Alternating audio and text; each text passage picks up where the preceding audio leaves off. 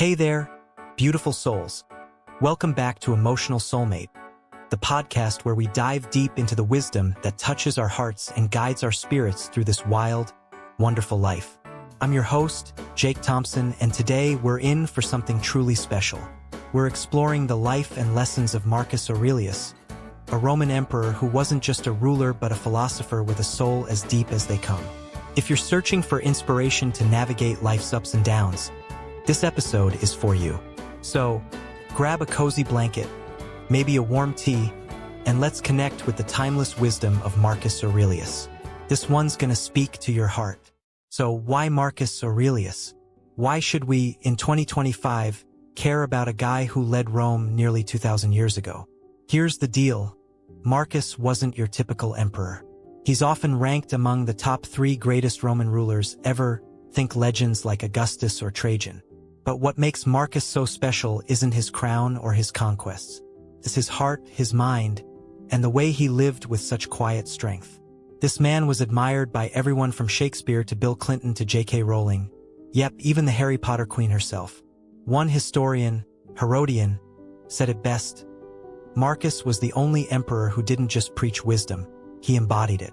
His profound knowledge, unshakable character, and simple, grounded lifestyle made him a true emotional soulmate for anyone seeking a better way to live. I'm not here to just rave about Marcus. I want us to feel his wisdom, to let it sink into our souls and help us face the chaos of modern life. Whether it's a tough day at work, a traffic jam, or those moments when we feel lost in our own heads. His book, Meditations, is like a warm hug from the past, offering guidance on staying calm, centered, and true to ourselves. Today, we're diving into 3 lessons that I know will resonate with your heart. Let's get started, soulmates. Lesson 1. Don't be shocked by what you already know. Let's begin with a lesson that sounds so simple but carries such depth. Don't be surprised by what's not surprising. Marcus had this gift for seeing life clearly, and this idea is like a gentle nudge to stay grounded. In Meditations, he wrote, "You shouldn't be surprised that a fig tree produces figs, nor the world what it produces. A good doctor isn't shocked when a patient has a fever, nor a sailor when the wind blows against him." Let's bring this home. Imagine you're at your job, and there's this one coworker, let's call her Karen, who's always stirring the pot.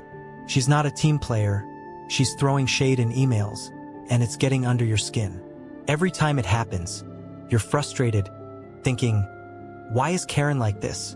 Can't she just chill? But here's the thing, Karen's been this way forever. You've seen it 100 times. So why are you still letting it shock you? It's like being surprised that a fig tree keeps dropping figs. Karen's gonna Karen. That's her vibe. Or think about something we all face. Traffic. You're heading to work at rush hour, and boom, you're stuck in a sea of brake lights. You're stressed, you're griping, maybe even yelling at the car in front of you. But soulmate, you knew this was coming. That highway's always a mess at 8 a.m. So why are you acting like it's a total surprise? Marcus is inviting us to shift our perspective. When we're shocked by things we already expect, we're giving away our peace.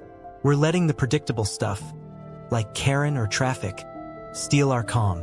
Instead, he says, anticipate what's coming and embrace it. A doctor doesn't freak out when a patient's sick. It's part of the gig. A sailor doesn't curse the wind. It's just the ocean doing its thing. And we don't need to lose our cool when life does what life does. So, how do we live this lesson? It's all about preparing your heart.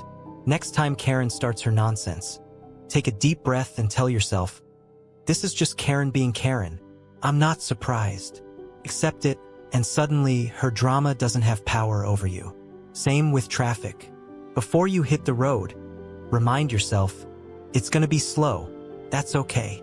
Maybe cue up a soothing playlist or an audiobook to make it bearable. By accepting what's inevitable, you're not just getting by, you're glowing through it. Marcus drops another pearl here. It's normal to feel pain in your hands and feet if you use them, and for a human, it's normal to feel stress if you live a human life. If it's normal, how can it be bad? Isn't that beautiful? Stress, setbacks, frustrations, they're part of being human, just like sore muscles after a workout. Expect them, accept them, and keep shining. That's how we stay emotionally grounded, soulmate. Lesson 2. Start from within. Alright, lesson 2 is all about owning your power. Marcus had this incredible ability to stay grounded, no matter what was going on around him. And here's the principle: start from within. He wrote, "If someone looks down on me, that's their business. My business is to not say or do anything deserving of contempt." In other words, your worth, your actions, your vibe, they come from you, not the opinions of others. Let's paint a picture. You're working on a passion project. Maybe you're starting a blog, learning to code, or training for a marathon. You're pumped, you're putting in the work, and then someone, maybe a friend, a coworker, or even a random commenter online, throws shade. They say, "Why are you wasting your time? You're not cut out for this." Ouch. Suddenly, you're second-guessing yourself. You start wondering if they're right. Sound familiar? We've all been there. Here's where Marcus comes in clutch. He's saying, don't let other people's noise drown out your inner voice. If you know what you're doing is good, if it's not hurting anyone, keep going. Their opinions? That's their baggage, not yours. Your job is to stay true to your values, to do what you believe is right, and to let the haters hate. Let's flip it. Sometimes it's not about criticism, it's about praise. Ever notice how easy it is to get sucked into doing something sketchy when people egg you on? Imagine you're at a job where cutting corners is the norm. You know it's wrong, but your coworkers are like, everyone does it. It's fine. Suddenly, you're tempted to go along with it because, hey, they're cool with it. Marcus would say, hold up, check yourself. If it doesn't sit right with your gut, don't do it, no matter how many people say it's okay. This lesson is about building an inner compass. Marcus put it like this: no matter what anyone says or does, my duty is to be good, like gold, like an emerald, like purple cloth. That's such a flex. He's saying, I'm gonna shine no matter what. My value doesn't change because of someone else's words. And that's the mindset we need. Whether it's praise or criticism, don't let it sway you. Do what's right because you know it's right. How do we live this out? Start by checking in with yourself. Before you act, ask, is this harming anyone? Does this align with who I want to be? If the answer's good, go for it. And when the doubters or the cheerleaders try to pull you off course, smile, nod, and keep doing you. Over time, you'll build this unshakable confidence that no one can touch. That's how you win at life, Marcus style. Lesson 3, write your own self-help book. Okay, here's the final lesson, and it's a little different. This one isn't a direct quote from Marcus, but it's inspired by how he lived. The guy wrote Meditations, a collection of his private thoughts, not for fame or followers, but for himself. It was his personal guide to staying sane and strong. And that's the lesson: write your own self-help book. Now, I know self-help can sound cheesy. Some of you might be rolling your eyes, thinking of those books promising 10 steps to millions. But hear me out. This isn't about getting rich or following someone else's blueprint. It's about creating a record of your own wisdom, your own lessons, your own way of figuring out life. Marcus didn't write Meditations to impress anyone. It was his way of talking to himself, of holding himself accountable, of growing through every challenge. Here's how it works. Get a notebook, a Google Doc, or even the Notes app on your phone. Start writing down the lessons you learned from your life. Not just the wins, but the flops, the frustrations, the moments when you realize you screwed up. Be your own coach. For example, a few years ago, I was terrible at waking up early. I'd hit snooze a million times, and my mornings were a mess. So, I wrote this in my journal. Jake, even a dog wakes up naturally. An alarm clock screams at you, and you still sleep? Get up. Harsh? Maybe. But it was me talking to me, and it worked. I started getting up earlier, and it changed my whole day. Another time, I was stressing about social media, comparing myself to everyone else's highlight reel. I wrote, Jake, you're wasting hours scrolling, feeling like garbage.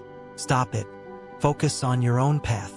Every time I read that, it's like a wake-up call, because it's my voice, my truth. It hits harder than any bestseller. Why does this matter? Because life is messy, and we forget what we've learned. Writing it down makes it stick. It's like building a personal playbook for handling whatever comes next. And the best part? You don't need to share it. Marcus never meant for meditations to go viral. It was found after he died. Your self-help book is for you, to remind you who you are and what you're capable of. So try this tonight. Write down one thing you learned today. Maybe it's, I need to stop stressing about things I can't control, or I'm stronger than I thought. Keep adding to it day by day. Over time, you'll have this incredible guide that's 100% tailored to you. And trust me, flipping through it will make you feel like a badass. Alright folks, there you have it, 3 lessons from Marcus Aurelius that are as relevant today as they were in ancient Rome. Don't be surprised by the obvious so you can stay calm in the chaos. Start from within so you can live by your own compass. And write your own self-help book so you can keep growing no matter what. These aren't just ideas, they're tools to build a life that's steady, meaningful, and honestly pretty darn awesome. If you want to dive deeper, I highly recommend checking out Meditations. It's not an easy read. It's dense, it's raw, but it's worth it. Start with a modern translation like the one by Gregory Hayes and take it slow. Let Marcus's words sink in. And if you're feeling inspired, drop me a comment on social media or shoot me an email. I'd love to hear how you're applying these lessons in your life. That's all for today's episode of the Life Lessons Lounge. Thanks for hanging out with me, and don't forget to subscribe, rate, and share this podcast with someone who needs a dose of Marcus's wisdom. Until next time, keep it real, keep it steady, and live like an emperor. Catch you later.